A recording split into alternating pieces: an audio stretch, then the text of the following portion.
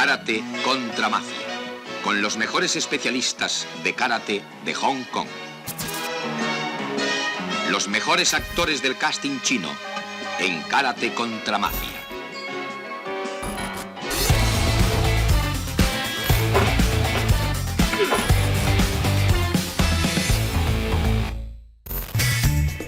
Karaté contre Mafia, c'est le business plan le plus étrange de l'histoire du cinéma.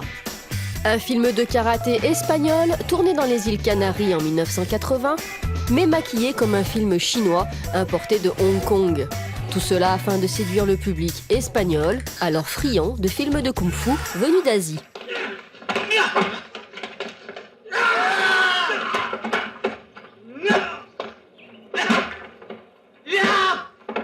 Ce qu'il y a d'assez fabuleux avec ce film, c'est la naïveté du projet. Surtout que c'est bricolé un peu dans son coin par un réalisateur qui, avec une parfaite inconscience, se dit c'est tellement facile. On va récupérer tous les Asiatiques qui peuvent être un petit peu dans le coin pour leur donner des rôles de figuration, même s'ils passent leur temps à regarder la caméra avec un air un peu étonné.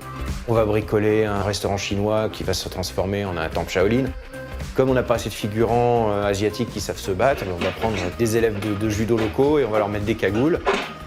Et puis on va se les faire tataner avec un Espagnol qu'on a grossièrement maquillé en asiatique en lui mettant du scotch sur les yeux.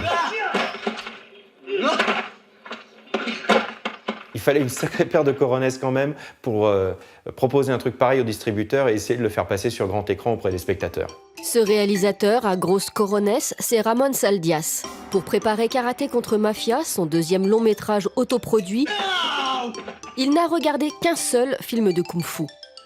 Suffisant pour devenir l'un des plus fins théoriciens du genre. Yo creo que una película de karate tenía que ser ambientada en los sitios donde se usa el karate, y además con chinos. Era más espectacular, más llamativo.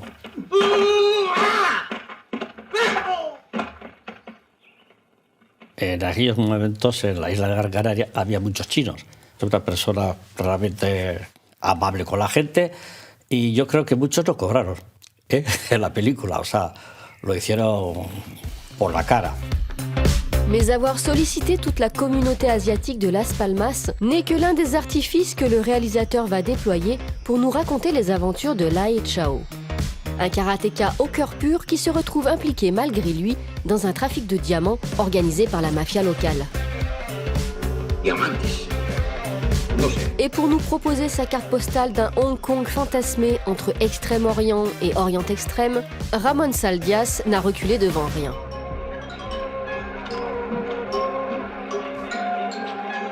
They used every trick from the book to make Gran Canaria look like Hong Kong. The plates in the cars, all the lettering, even the credits are all in Chinese.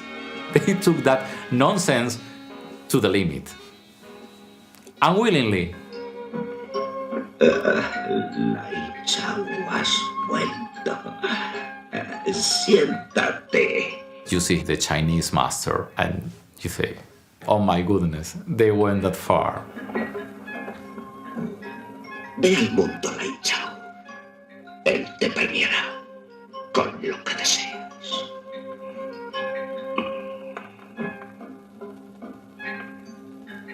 Ramon, in his crazy thinking about that this was going to be the real flick that will make him famous, he was absolutely convinced that it will blow away of the water everyone else. Sí, en los cines, como película, fue mal, desastrosamente mal. Donde se vendió mucho es en vídeo. Y ya te digo, pues había de Las Palmas lo alquilaban y tenían una lista, tenían 4 copias en un videoclub. Yo creo que Las Palmas la gente fue a ver la película porque era una película de Las Palmas y querían ver Las Palmas aunque estaba hecha en Hong Kong.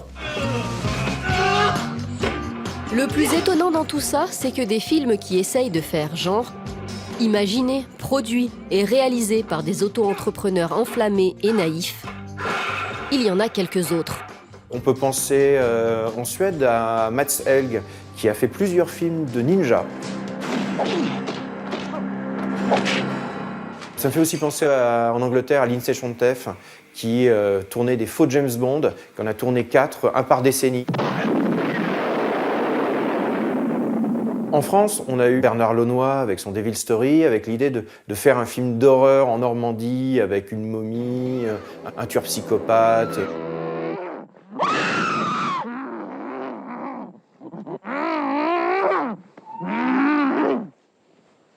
Pour eux, ils font du cinoche, sans véritablement se rendre compte qu'il y a un langage particulier du film d'horreur. Il y a des codes dans le cinéma chinois.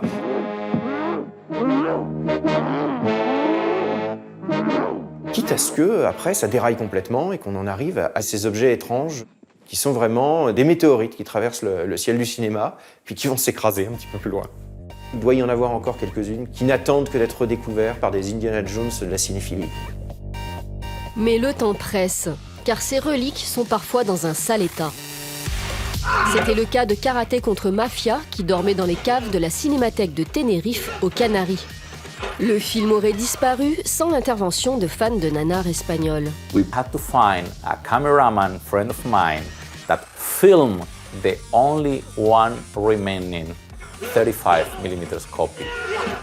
In the second try of the digital telecine, the closing credits burned.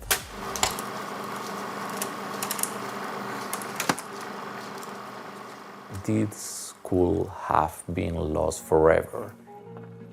Tengo muchos problemas, Michi. Problemas muy gordos.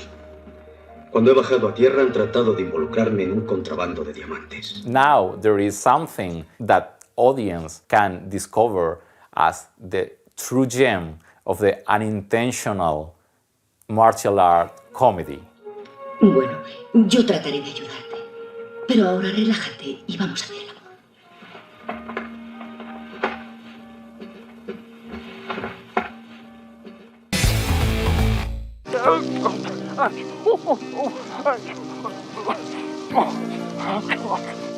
Oh my God!